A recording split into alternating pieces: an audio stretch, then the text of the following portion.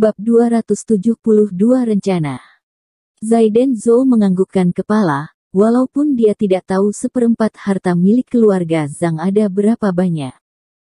Tapi bisa membuat 4 keluarga yang sederajat dengan keluarga Su ingin menjatuhkannya, berarti keluarga Zhang pasti memiliki kekayaan yang luar biasa.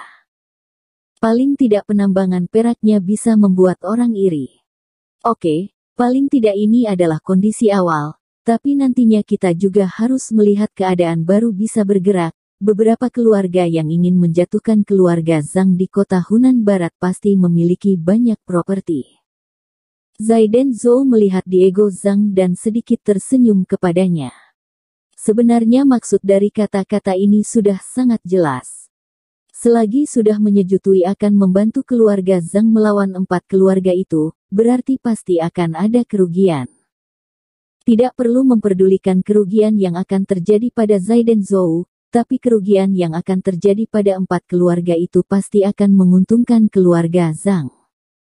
Lagi pula properti milik Zaiden Zhou dan yang lainnya berada di kota Donghai, jadi mereka tidak perlu jauh-jauh pergi ke kota Hunan Barat untuk mengambil kekayaan itu. Aku mengerti, jika bisa mengalahkan 4 keluarga itu, maka kerugian mereka akan menjadi tanggung jawab kami keluarga Zhang, lalu baru seperempat dari harta kami akan diserahkan kepadamu. Diego Zhang tahu dengan jelas apa yang harus dilakukan.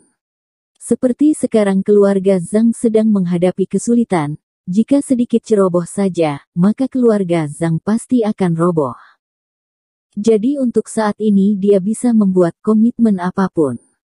Zaiden Zhou sedikit menganggukkan kepala, bisa dibilang dia cukup puas. Berpikir sejenak lalu Zaiden Zhou tersenyum.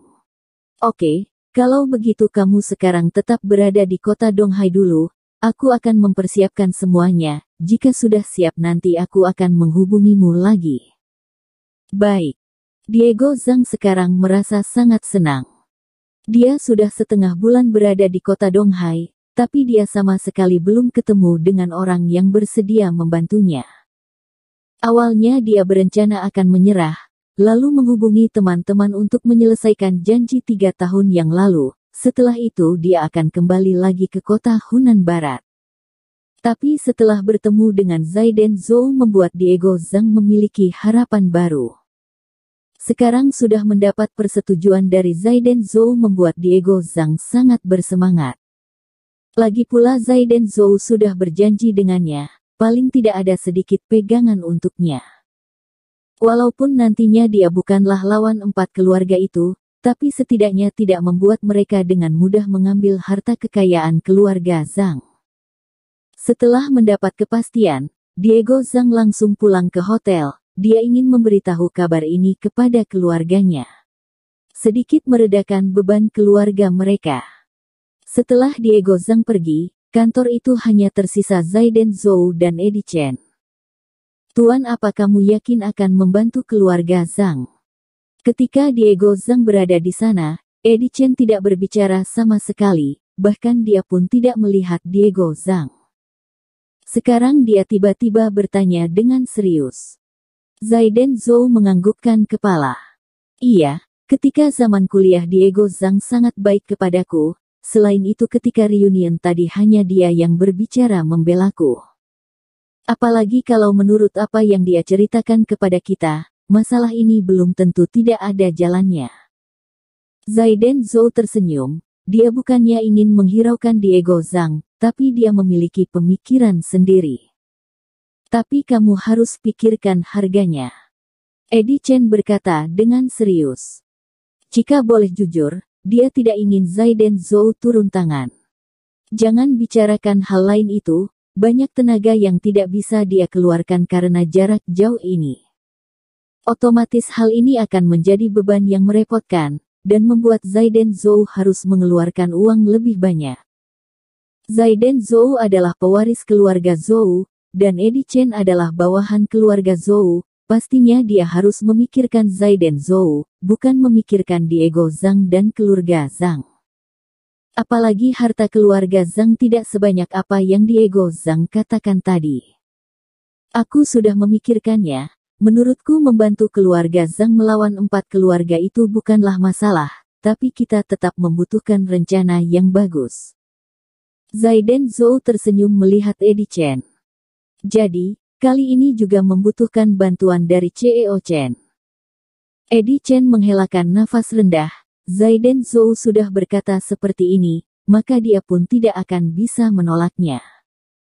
Apalagi dia adalah pewaris keluarga Zhou, pertama kali turun tangan membantu orang, jadi dia pun harus bertindak dengan sempurna, buat orang itu lihat dengan jelas. Setelah meninggalkan Lakers Club, Zaiden Zhou bukannya langsung kembali ke perusahaan atau pulang ke rumah, dia malah berjalan mengikuti arah tanpa batas. Dia sedang membuat kesimpulan. Keberhasilan proyek Whitening and Aging Factor di Outstanding Corp, Zaiden Zhou bisa mendapatkan keuntungan melebihi 40 miliar.